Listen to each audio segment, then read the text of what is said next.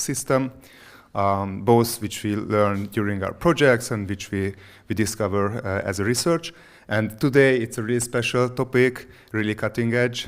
This is the heart of our mission, to be always on the forefront of the technology. And as you know, Benis today is a software consulting company.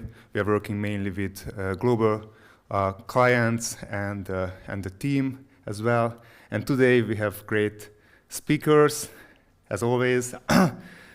Gabor and Adam will introduce you a really new topic, quantum computing, and discover a bit the cybersecurity aspects as well. So it will be a lot of fun. And after you build something exciting, we will have snacks, we will have darts, we will have beers and other drinks. So let's be together and share great thoughts with each other. And we will see you next year. I know that some of us, like Tony, has great ideas for the new year as well in terms of workshops. So see you pretty soon. And in the meantime, if you have any questions, just raise your hand. We will be there to help. Let me highlight one of our colleagues. Mate will help you definitely, but everybody else with this beautiful sweatshirt as well. And special thanks to the team who is behind this great event. Vicky, Audrey, Fati, Alice, Alex, Zoli, and all the engineers. So let's get started. Have a lot of fun, guys.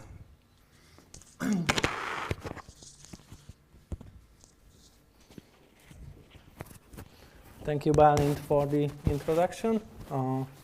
Welcome, everybody. I'm Adam Magyar. I'm a full stack developer at Benin Studio. I'm going to do the first part of this workshop. I'm going to try to explain quantum computing from a theoretical point of view to you. And in the second part, Gabor will take it, and he will help you to explain a bit more in coding. And let me get started.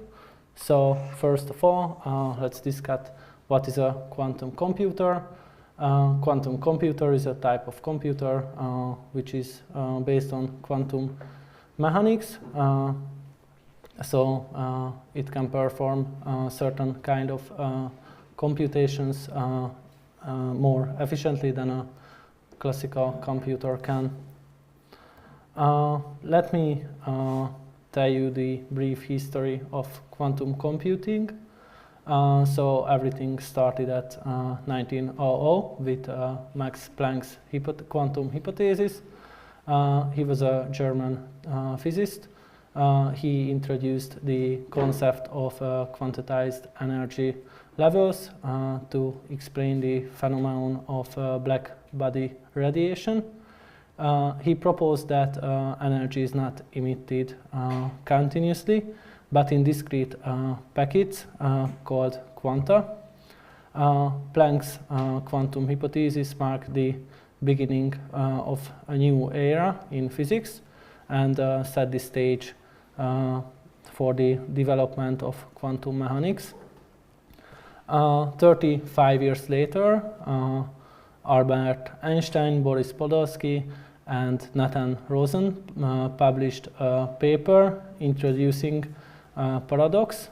This is called ERP paradox, which questioned the completeness of quantum mechanics due to the phenomenon entanglement. Later on, in 1964, physicist John Bell formulated his inequalities, which provided a way to test the validity of this ERP paradox. The violation of Bell inequalities in subsequent experiments confirmed the existence of entanglement, and this entanglement is a key resource for quantum computing. In 1970s, techniques for manipulating single atom quantum states, such as atom trap and scanning tunneling microscope, began to be developed, and it make it possible to isolate single atoms and arrange them in arrays. In 1980, the first conference of physics and computation has been made, which was a significant milestone in this field. It brought together physicists and computer scientists and mathematicians to discuss the potential applications of quantum mechanics. And 1 year later, Richard Feynman delivered a seminar lecture at this conference, proposing that a computer operating on quantum principles could efficiently simulate quantum systems.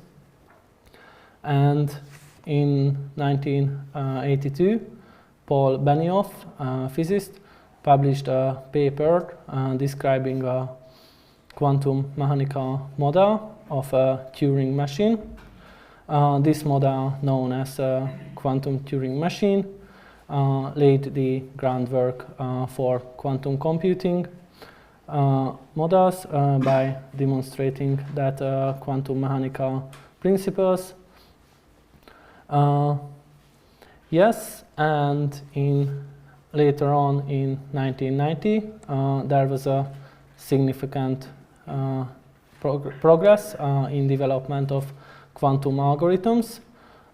These years, in 1994, Peter Shor's algorithm was developed. Also, Grover published another algorithm this year, and these algorithms showcase the potential power of quantum computing, driving the investment in the field. And in the early 21st century, an intense race started. Researchers, tech giants, and startups started a race to build quantum computers. This period saw significant progress in this field, and as probably the main major milestone was in 2019 when Google announced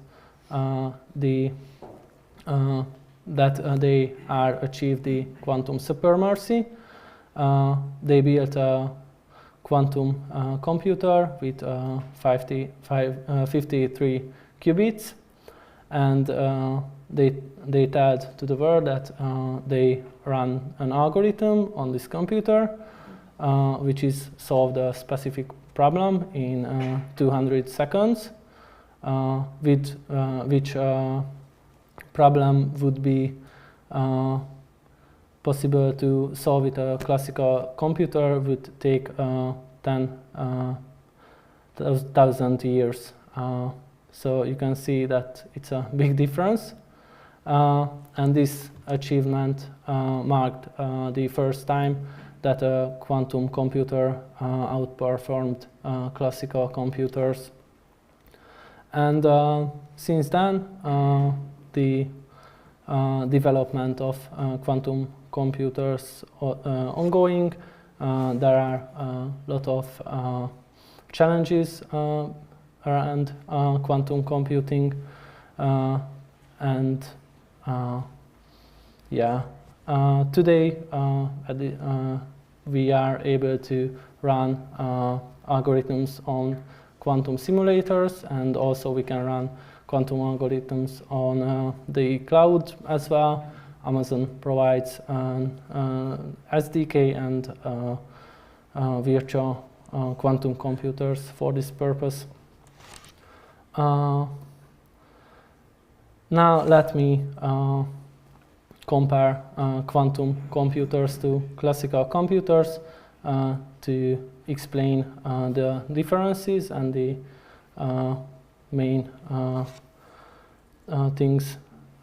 So let's start about how a classical computer stores the information. As you may know, that classical computers store information in bits, which could be either 0 or 1. And with bits, we can represent different kinds of informations like text, images, and so on. And what about quantum computers? They are not using bits. They are using something called quantum bits, which are working different way. That these qubits cannot be only set to 0 or 1, but it can be also set to 0 and 1. So they could be in superposition of 1 and 0. Regarding quantum computing, there are 3 important definitions what we need to understand. But the first one is superposition, the second one is entanglement, and the third one is interference. I'm going to explain this. Here is a bit about bits versus qubits. I hope it's visible. And let me explain superposition to you. So you can imagine superposition like if you have a magical coin, which could be both heads and tails at the same time. In a quantum world, particles like electrons can be in multiple states simultaneously, like a mix-up of up and down. This is called superposition. You can also think about a qubit like a talented acrobat who can balance on multiple tightropes at once, showing of its flexibility and defying the rule of regular physics. We can also think about this quantum state and superposition like in the image. So I think most of you heard about Schrödinger cats.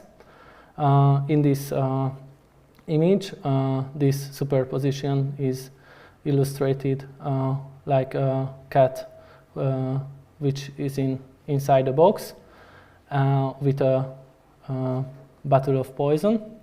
And the question is that is the cat is alive or dead, but from this point of view, the cat could be both alive and dead at the same time, so we can think about this way. Moving on to the second important definition, which is entanglement. So it can be explained that way, that you can think about your 2 best friends who can finish each other sentences no matter how far apart they are.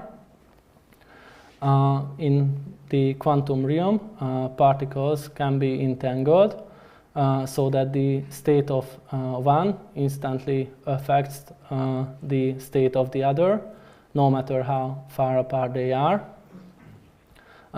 This connection is so spooky that Einstein called it spooky action at a distance. So let's say that you have 2 entangled qubits. If the state of the one qubit changes, the other qubit will immediately change its state to match, even if they are galaxies apart. It's like sharing they are sharing a secret language that breaks all barriers. You can also think about entanglement, like having a pair of synchronized dancers who always mirror each other's moves, even on opposite sides of the stage. In summary, superposition allows qubits to be in multiple states at once, like a coin flipping in the air, and entanglement creates a mysterious connection between particles and lets them communicate instantly, no matter the distance.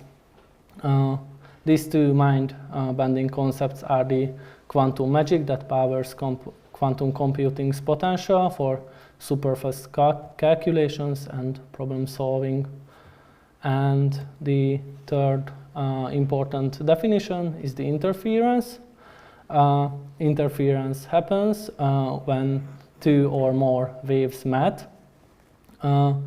Their highs and lows can build on one another, called constructive interference, or cancel each other out, called destructive interference in the quantum world, because particles behave like waves.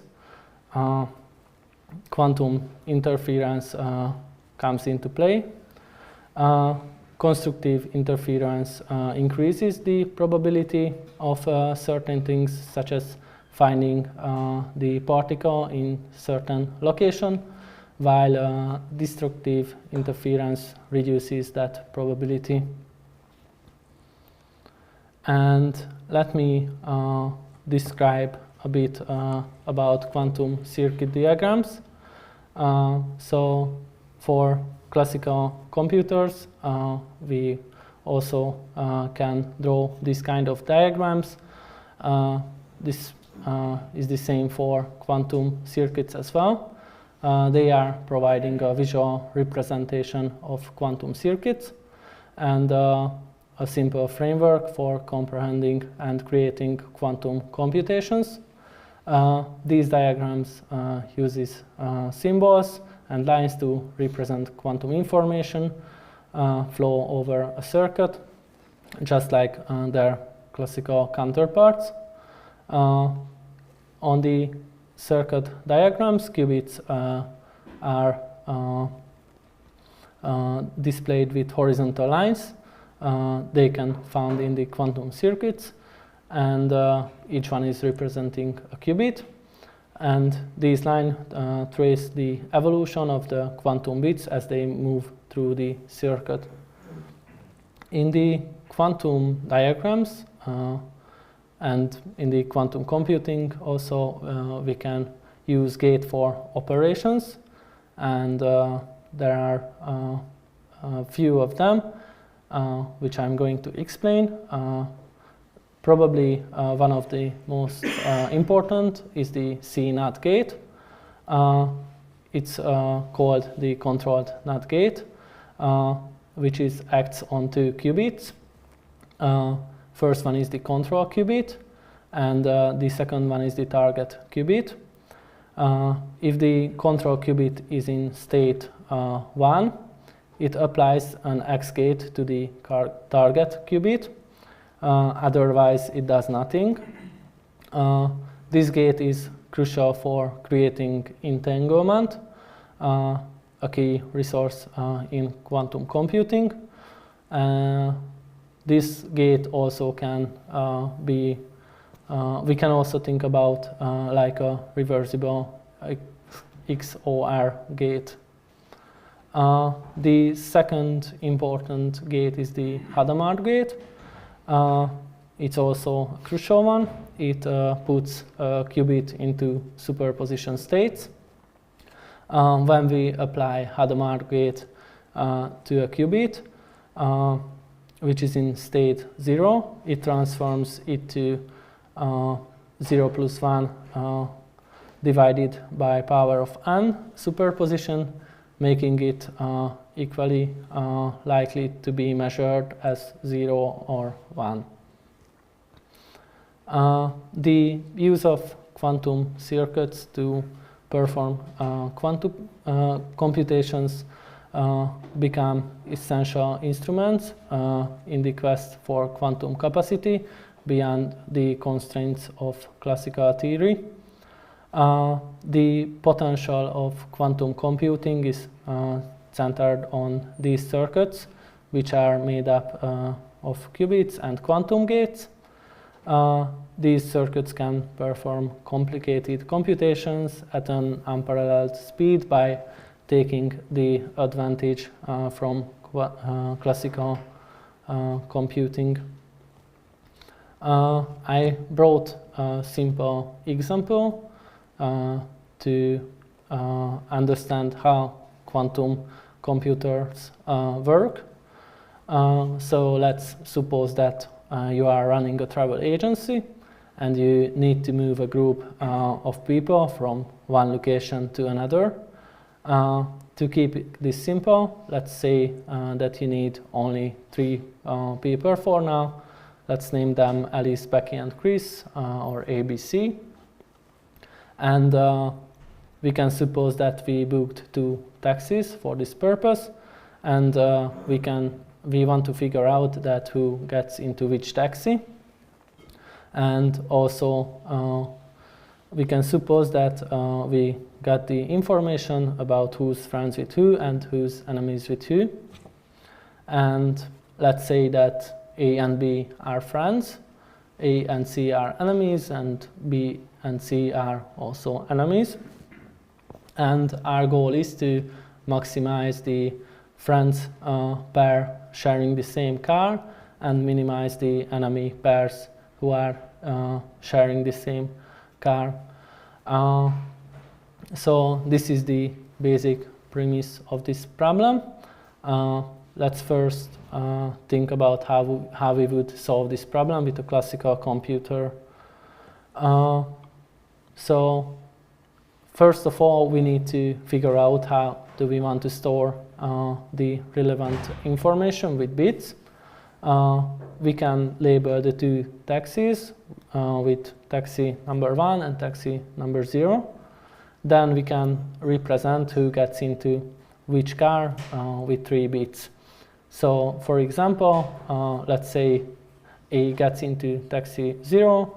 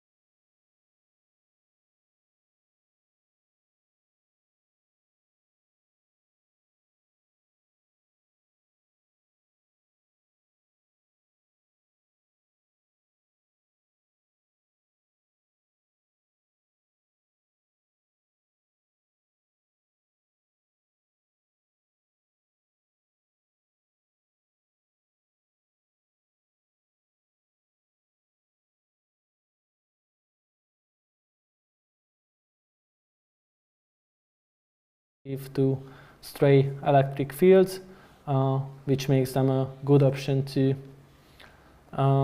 It is also used by a lot of companies, Pascal, atom computing, cold quanta, and so on. And the question comes that what does the future of quantum computing, what opportunities does it have? First of all, with the future of quantum computing, there would be improved hardwares. I mean, improved quantum computers, because nowadays, in order to there are researchers working on to mitigate the effects of noise and decoherence, and they are developing better quantum computers, improving the error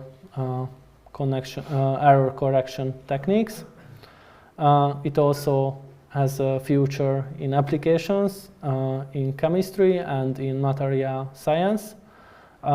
With quantum computers, we would be able to simulate complex chemical reactions and interactions that are difficult or impossible to do with classical computers. Quantum computers may be able to accelerate the discovery of new materials. The third important thing about quantum computing, and a lot of people is fearing of their bank accounts and so on, is the cryptography. It could potentially break many encryption algorithms which are used to store secure, sensitive information today. However, the researchers also working on developing quantum safe encryption methods that would be resistant to these kind of attacks.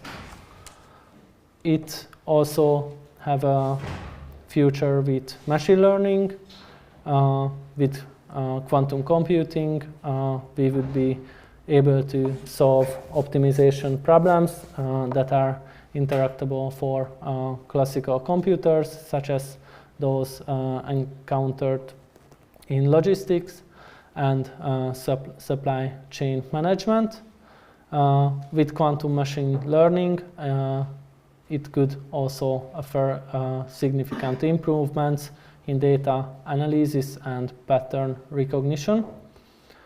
And last but not least is the hybrid classical quantum computing, which would look like a computer which is a classical and a quantum computer at the same time, but it uses the classical part for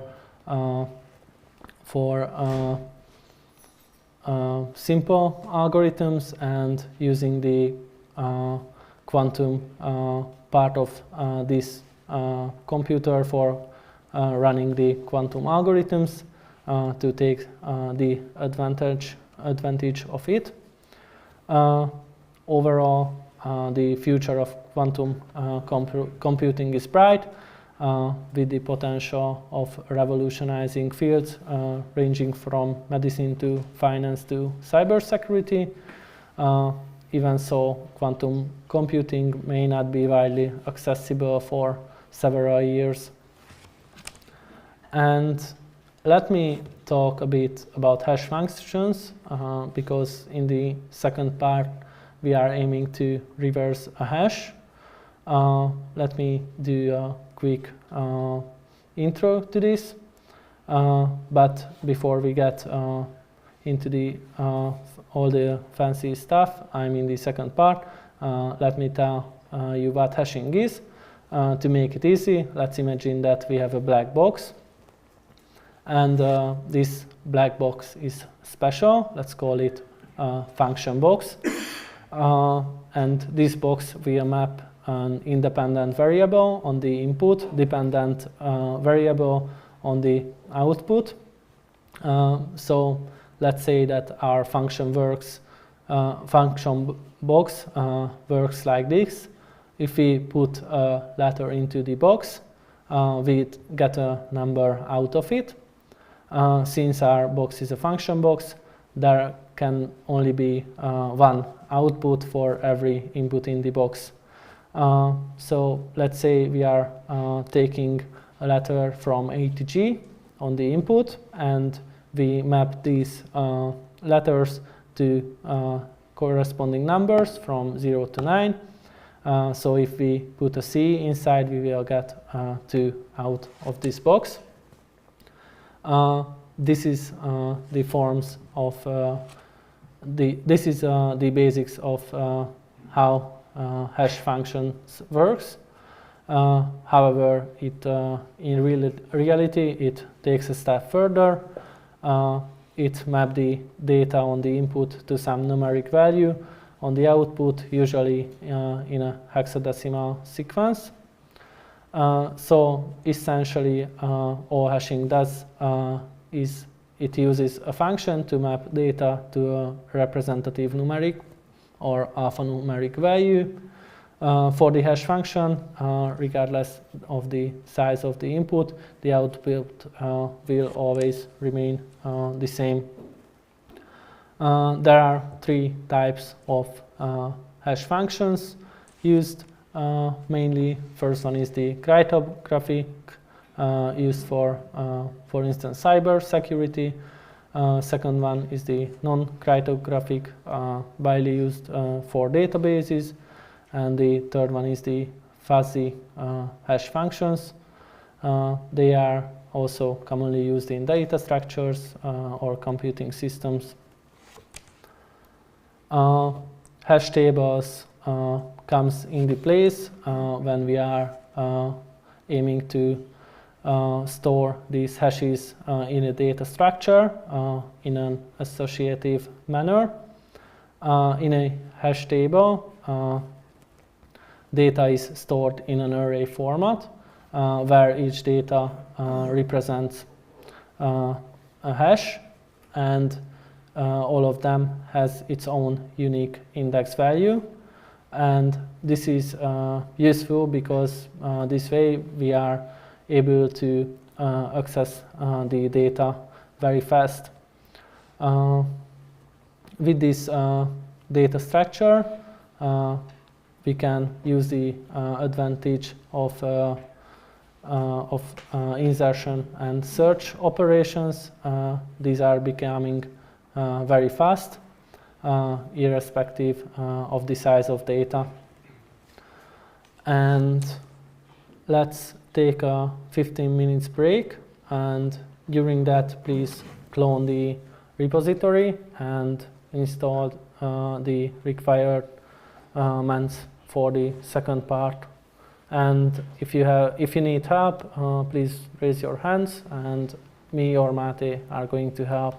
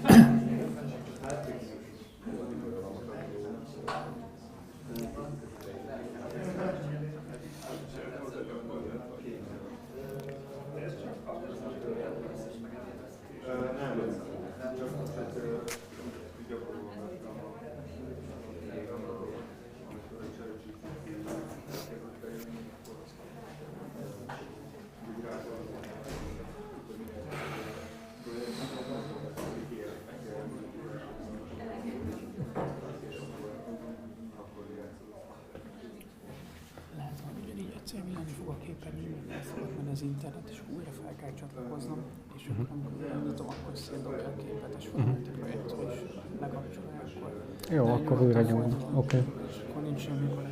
Oké.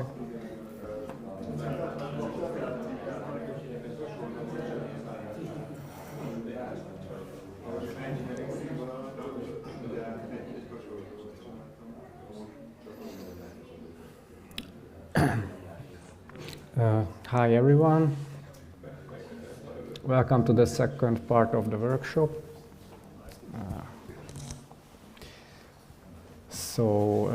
At this second part we will create some actual quantum circuits and we will simulate them on your local computers, and hopefully at the end we can run them on real quantum computers. So if you get stuck, don't hesitate, just raise your hands and my colleagues Adam and Mate will help you.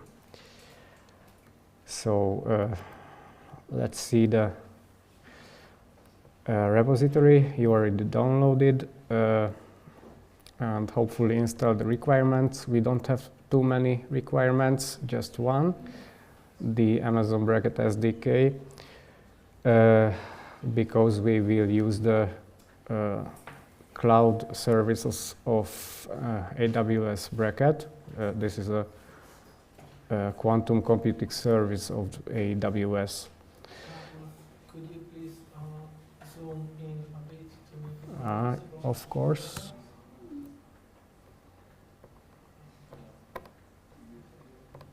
Of course, I can zoom in. Still the same size? Yes. It's better now. Probably. One more? One more.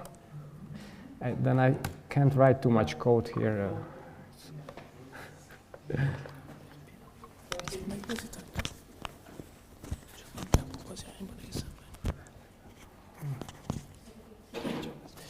Okay, so let's start coding in step 1. .py file from bracket.circuits. Let's import the circuit class. What's a circuit class? It's a representation of quantum circuit. So we create an instance of circuit. What can we do with a circuit? We can apply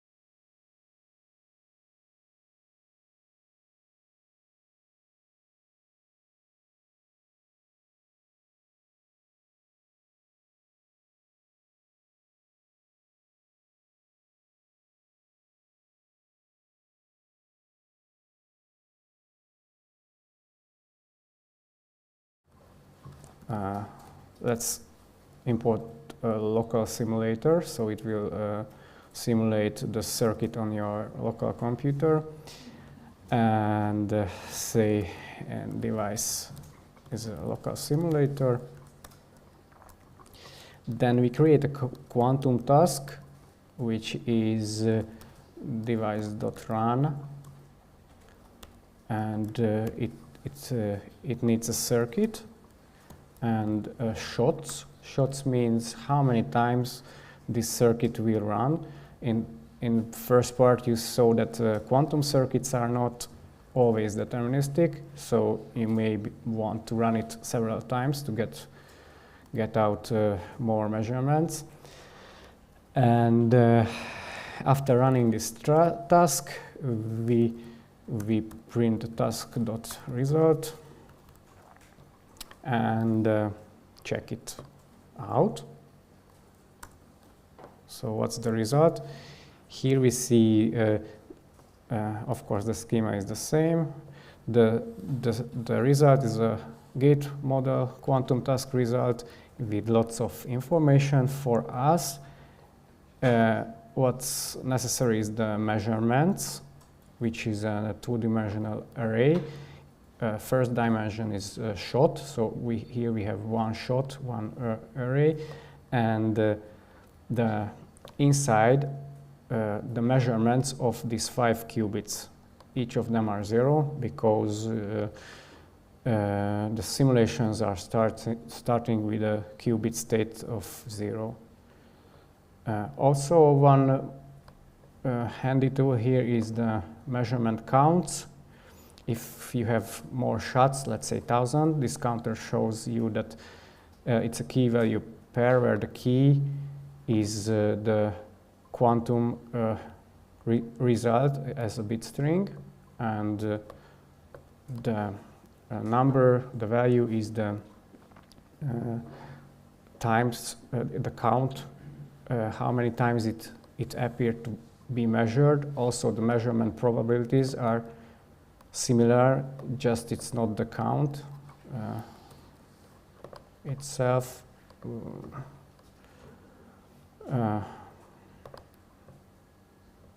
Not the count itself, but the probability of the outcome. So, yeah. Let's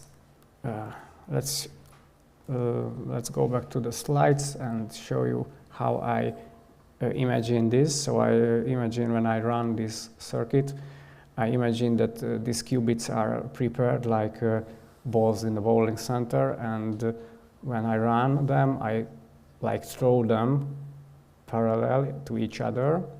At the end, there are some gates on the lanes, and at the end we measure. So that's how I explain it to myself, what happens here. Here are the results. There is a good documentation about the bracket SDK, so you can learn what are the measurements, measurement counts, if you are more interested. Okay, so let's go back to our code and apply another gate. Let's say the X gate. X is the negation, and let's say we negate 0, 2, 3. So at the end, we just need the measurements output. So you can see that the schema changed. Another timestamp, index 1, is here, and for indexes the 0, 2, and 3, the X gate appeared here.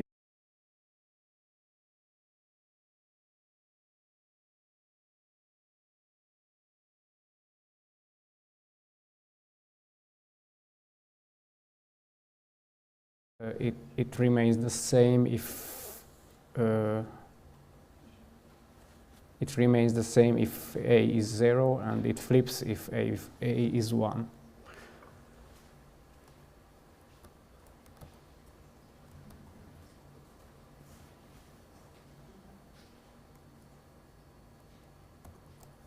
Okay. Yeah, so in the presentation I put 3, 0, but doesn't matter if we put 0, 3, then we see here that it's the 0 bit is 1, so it will flip the third qubit, so it will become 0 again. So the result is 1, 0, 1, 0, 0, 0.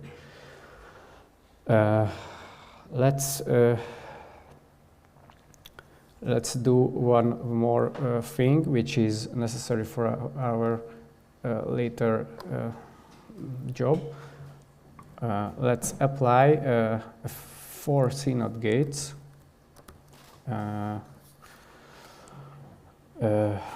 Let's do it for 0 and 4 and 0.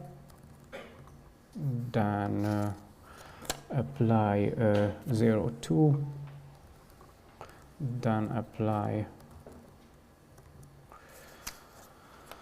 1, 3. And then apply 5, 1. Actually, the identity is necessary only if you doesn't maintain consequent. So if you have all of the qubit indexes later in any gate, you can leave it. If not, then the simulator will complain about that some qubit is missing. So here we see these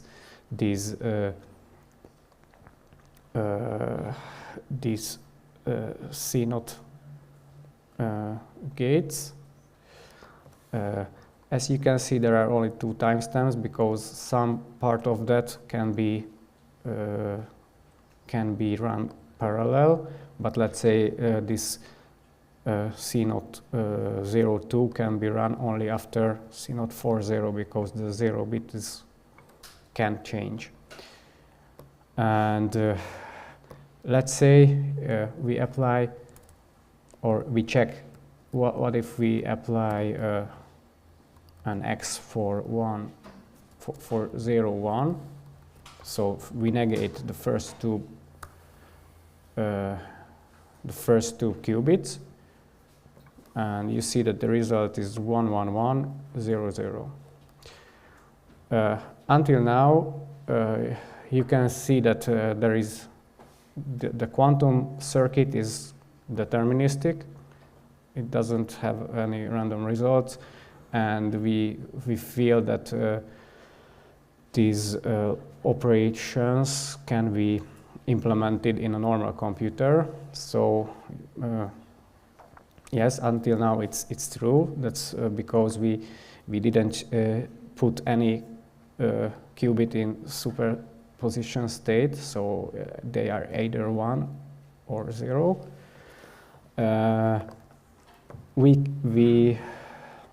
Let's implement this chain of gates in a simple function. We call it hash.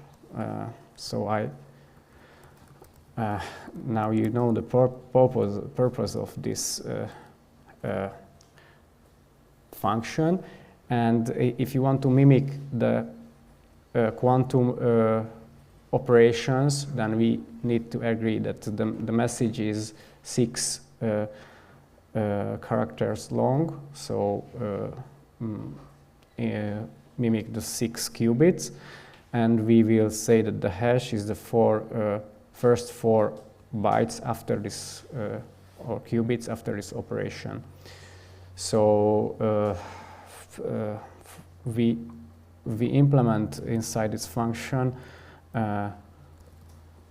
helper CNOT xy. So just we can write down in a nice way. X and y will be strings. So we create an integer from string, and we just apply the XOR operator. So this is the XOR operator, and we convert it back to a string. So this is our helper function. And what do we do with the message? We create a result, which is first we create a list of the message. It will be a list of characters, all of the characters, and we implement the same CNOTs like this. Result 0 equals C naught. Result 0. Result 4. So the C naught, the two indexes of the C naughts are here, and since the control is the first one and second is the target, we should put the target here because we override the target but doesn't change the control. So let's do this operation for all these 4 C naughts. I'm copying there on this line 4 times and then change the indexes. So the controls are the next one. The control is 0 and the target is 2. And the target is 2 here. The control is, but the first one is, it's good also like this, but to be consequent, the control one is the first one, so 4, 0, and now 0, 2, 1, 3, 1 is the control, 3 is the target. 3 is the target, and 5 is the control, 1 is the target. 1 is the target. And let's say we return a result, but only the first 4 bytes of it, and we create a string of it by joining them with an empty character. Okay, so we have this hash. Let's print out the hash itself, and let's mimic this 1100 0. So it should be 1111. So the hash should be 1111. Let's check out. Yeah, the hash is 1111. If we want to, if we want to check it out whether we implemented it the full of it correctly, the full sequence of qubits, then we can check it out. Okay, so we will need this hash function at the second part of the coding part.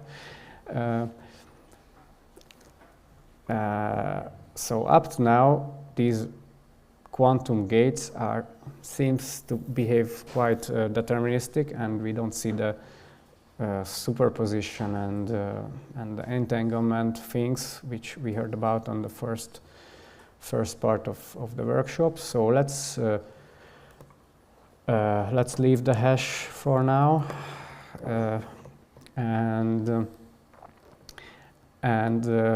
create a superposition state with a Hadamard gate. It's just a simple edge, and of course you can apply the same indexes of qubits. If you run it, then you see that we have 6 qubits, all of them with a Hadamard gate, and the measurement seems to be random. If we increase the shots to, let's say, 10, we see more results. It seems to be kind of random. Let's check out here the slide. So the Hadamard gate, the 1 divided by square root 2 means that the probability of 0 and 1 will be 50%, because we need to square the coefficient to get the probability of the outcome. So this should be either 1 or 0, and it should be fully random. We see it seems to be random.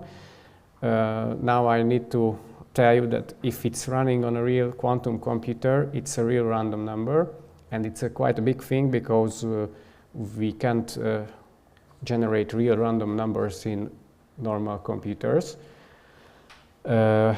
What we generate usually is a pseudo-random number.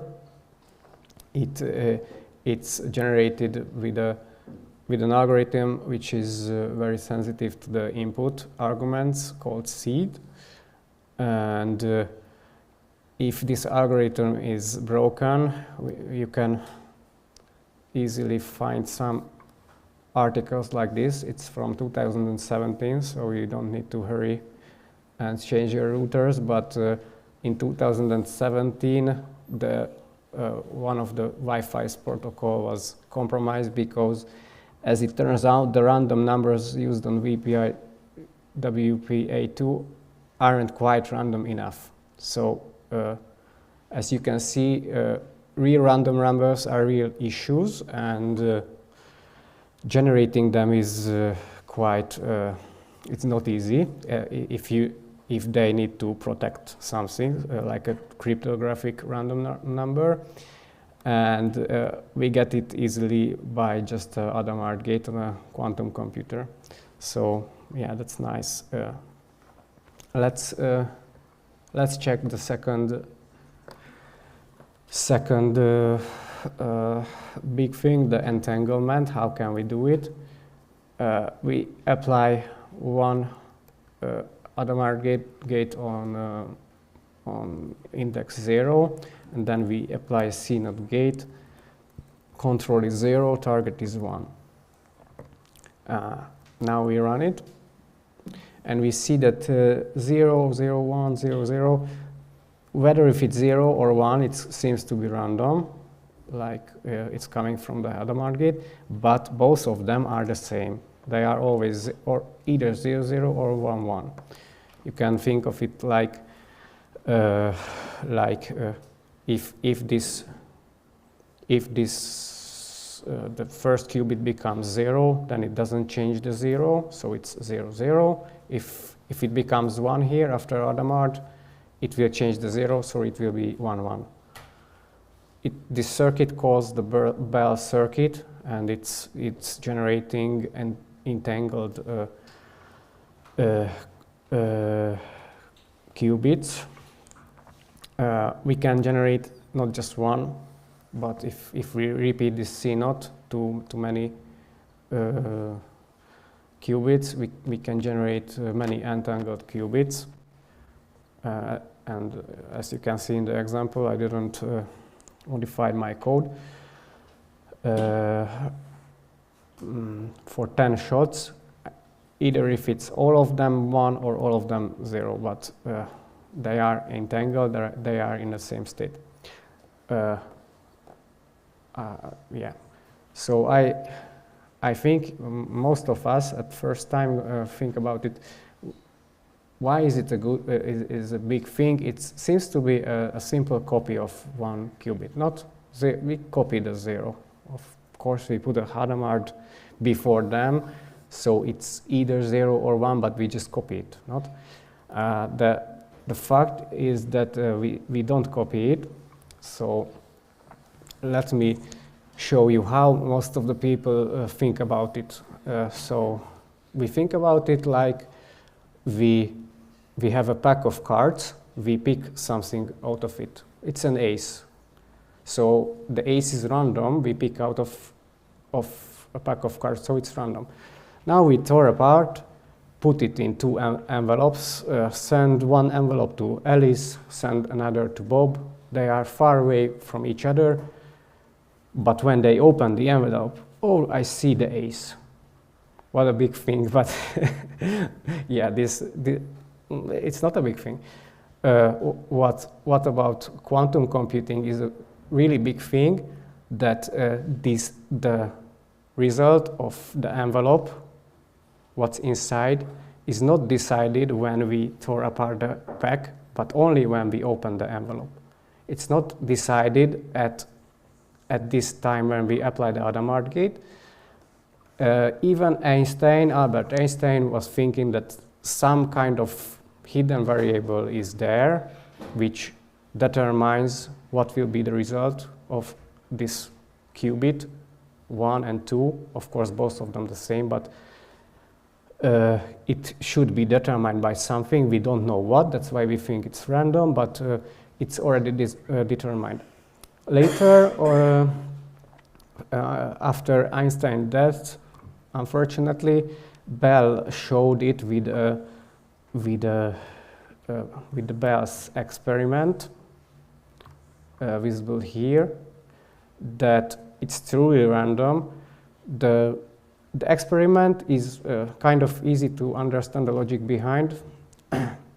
I was able to understand it in less than 1 hour, so now I don't try to explain it, but it's really it's smart, but it's hard to realize it because you don't easily put qubits in entanglement and then travel it with a far distance.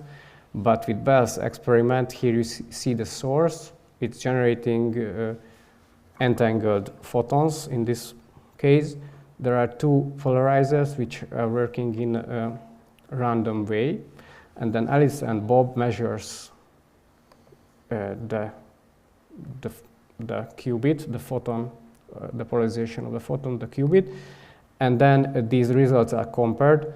And if it can be shown that if the result is, whether it will be 1 or 0 is determined at source, there should be more coincidence than not.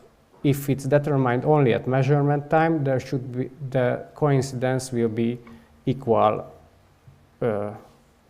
And all of the experiments until now showed that the measurements are determined at, or not the measurements, the actual values of the qubits are determined at measurement time. So when we open the envelope. Until we don't open the envelope, they are truly random. There is no hidden variable which can be used to check out what will be, of course, the two same results. Okay, so yeah, that's kind of interesting, but what can we use it for?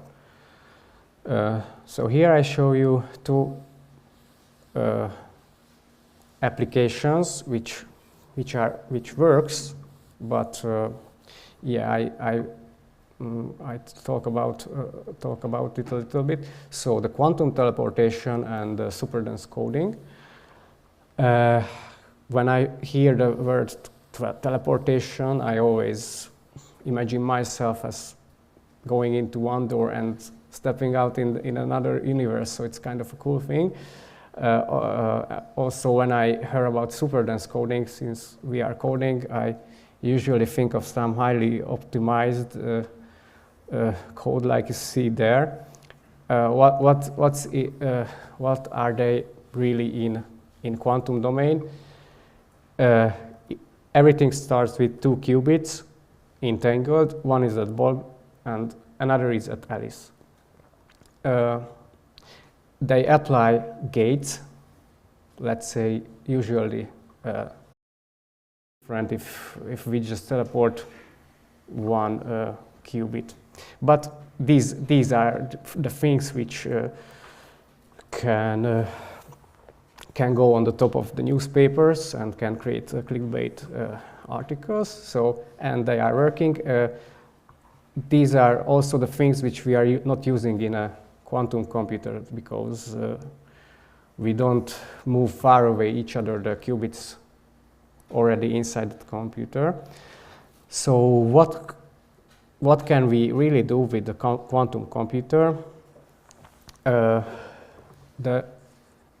Grover's algorithm is one of the best, up to now, the best algorithms which can be used in several cases, and it gives us an advantage in terms of complexity of computing. it works best if we apply it for an unstructured search. So let's think of it like you have n random numbers in a database and they are not sorted.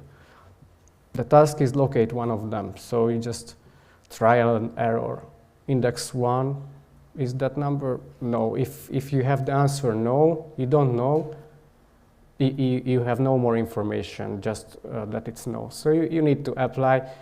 You can apply from index 0 to, so you can apply one by one, you can try random, but at the end you can basically try each one until you find the last one is that.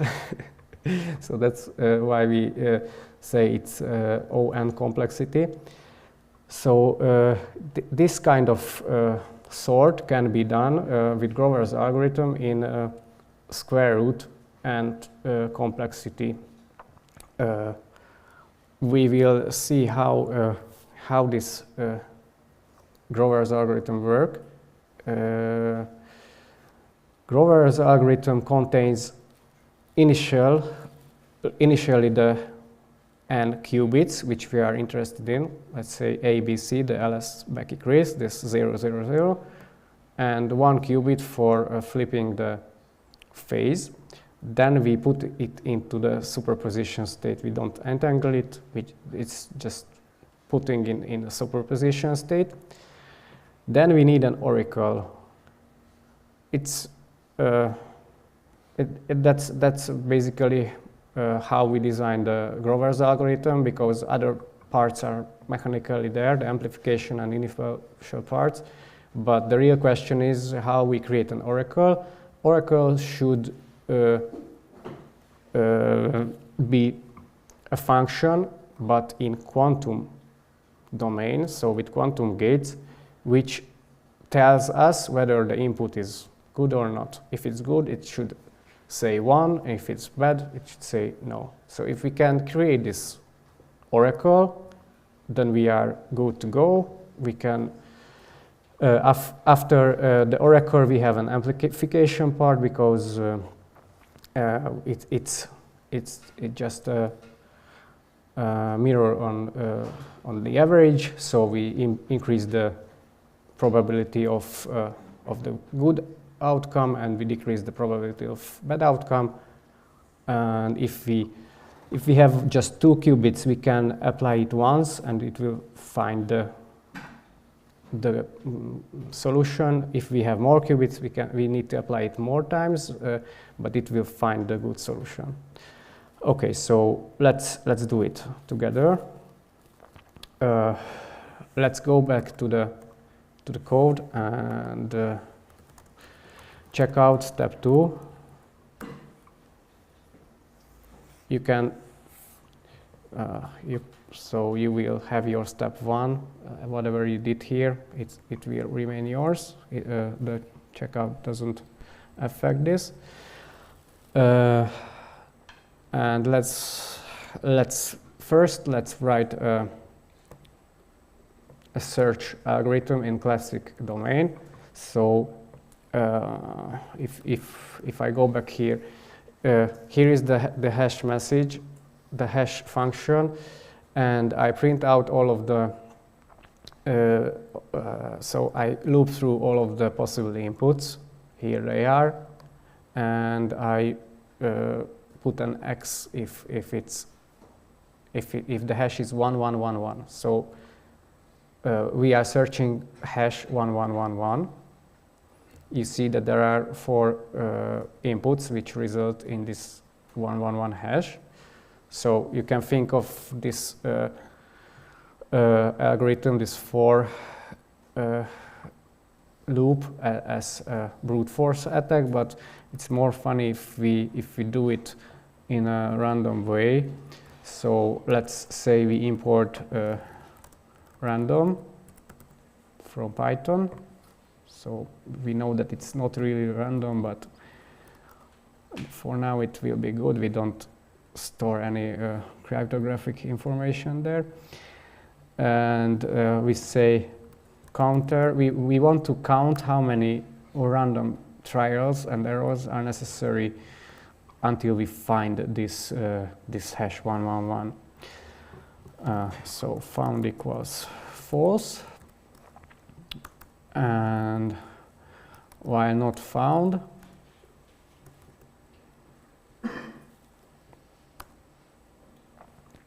let's say increase the counter. Let's say we say input number equals random choice random element from this range, or choose a random element from this range. Let's say we format this input in a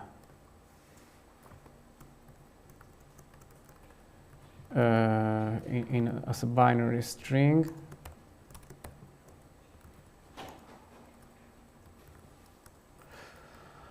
And we fill it with zeros up to length 6. So here is our random input in format of 6 characters, 0 or 1. Let's say we print this input, so we want to have fun. What are the guesses? And if hash input equals 1111, then let's say we say found equals true. So it will break the loop, and that's it. And we print out hash found at step counter. Okay, let's hope we didn't create an unlimited loop. Search 1. Yeah, fun. So it's lottery time. You can run it many times. You can see that sometimes it's found at step 9, step 3, step 52. Oh my God. So raise your hand if somebody finds it at step 1. Step 1, me too. Yeah, so funny. It's kind of funny. In an average, you will find it at step 8. So you see that there are 4 of 64 is matching, so it's 1 to 16 chance. But of course, you are not always so unlucky that you find it at the 16th step. So in average, around 8.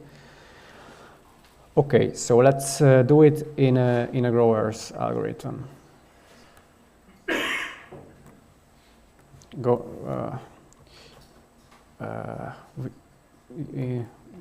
You can open search tool.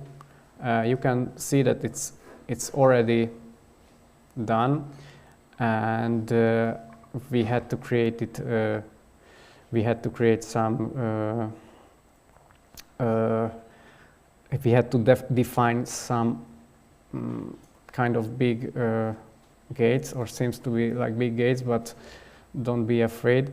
The CCC not gate is the same like the C not gate. It has only 3 control bits.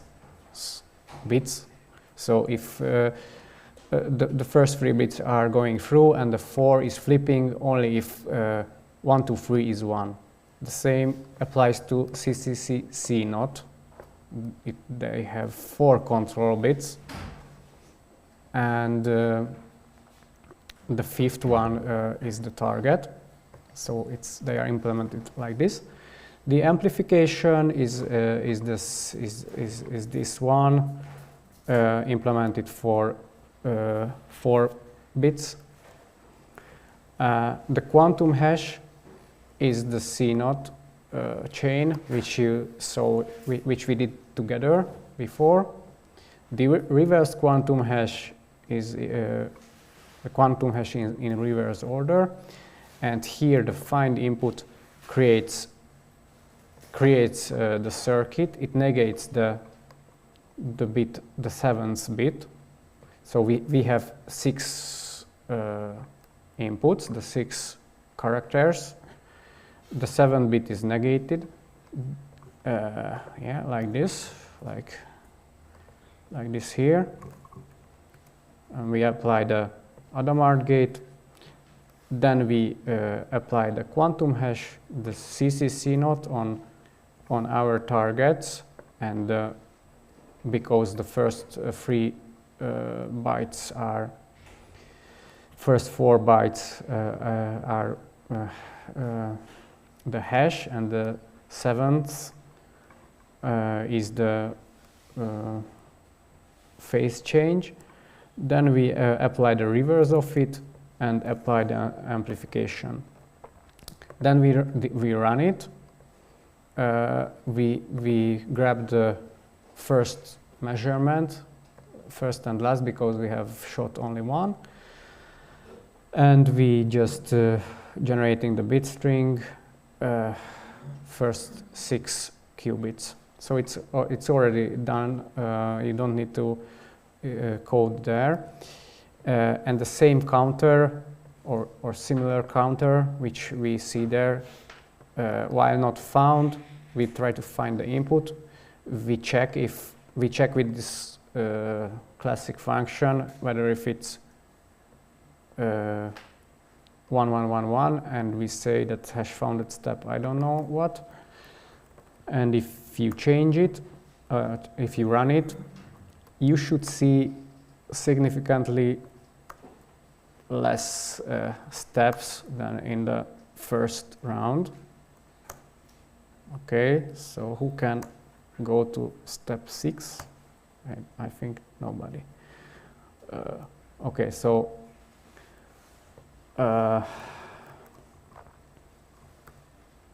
let's try it on a real device. If you have an AWS account, and if you have your AWS CLI prepared, then usually you just uncomment the local simulator and select a device from AWS, and you try to run it. Yeah, it's thinking.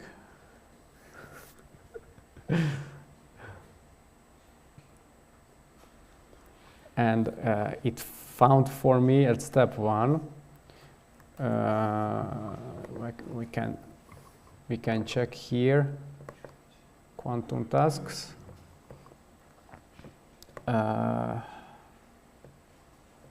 Yeah, so this is that one. You can see the results in a S3 bucket.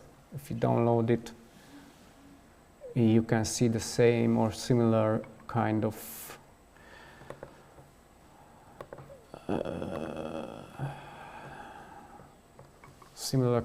results, like we were able to see it in. Yeah, you can see the measurements. Here is this. Here, that was the measurement, and some more metadata. So I did a trick here. This AWS device is just, as you see, it's another simulator. It's more powerful one than our computers. If we want to check it on a real device, yeah, you will be able to maybe to see the limitations of quantum computing. Here are all devices of AWS. From there, the first 3 are simulators, so not real quantum computers. Last 4 are offline. There are 2 available, the Harmony one and Area one.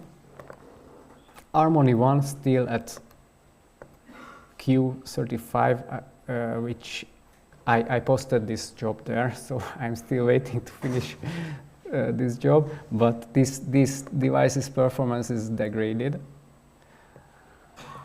And area 1 is 1814 still, so it will not perform any task. But if you go home and really want to run something on a real quantum computer, just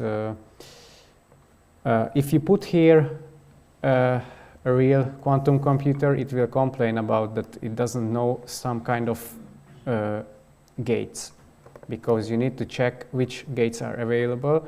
I created a grover.py. It's the simplest possible grover.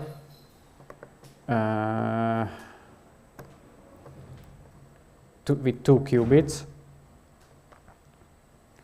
and it uses only gates which are available on this harmony. So it doesn't have even a CC knot, doesn't have a CZ.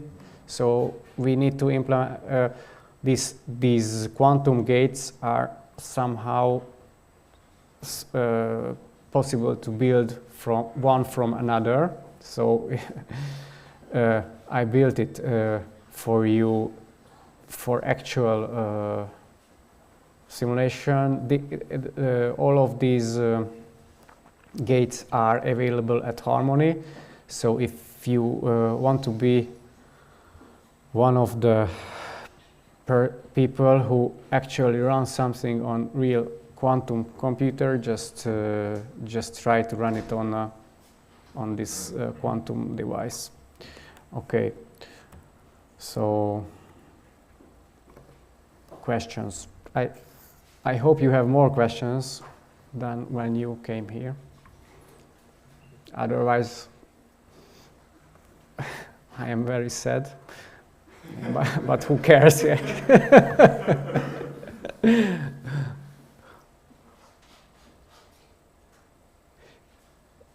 Can I have a question?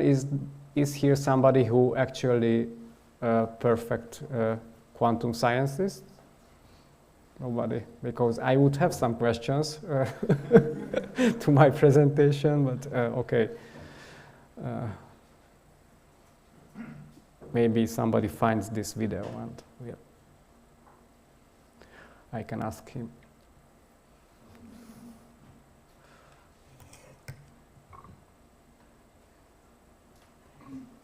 If not, then thank you for joining.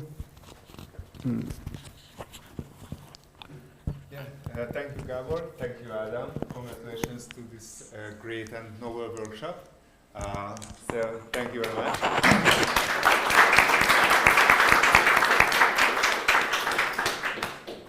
Yeah, and after the hard work, let's drink some beers, eat some snacks, and let's play together some darts as well, and share our